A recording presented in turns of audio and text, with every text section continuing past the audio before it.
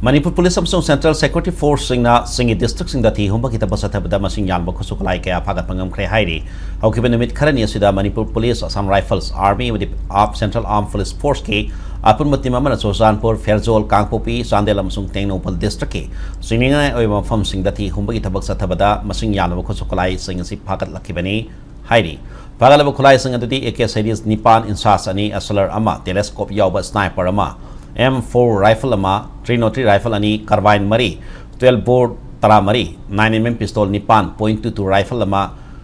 grenade launcher ama single barrel rifle ama SBPL manga ball action rifle manga single barrel bolt action rifle ama country made pistol tara mari shotgun ama shotgun mari single bore kunma thoi muzzle loaded rifle ahum pompi kunthra ma thoi double barrel gun nipan single barrel gun tara humdoi loinen ID kunthra ma palni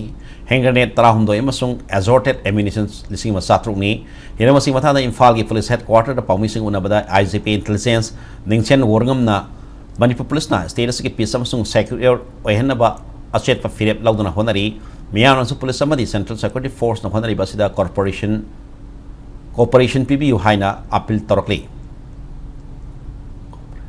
This continued intelligence-led operation in the Hill District represents a major accomplishment for Manipur Police, Assam Rifle, Army and other security forces in our continued mission to restore peace, uphold public order and safeguard the lives and property of citizens. The Manipur Police reaffirm its commitment to fostering a peaceful and secure Manipur. The public is urged to cooperate with the police, Assam Rifles, Army and other security forces and to promptly report any suspicious activity or information related to illegal arms to the nearest police station or central police control room.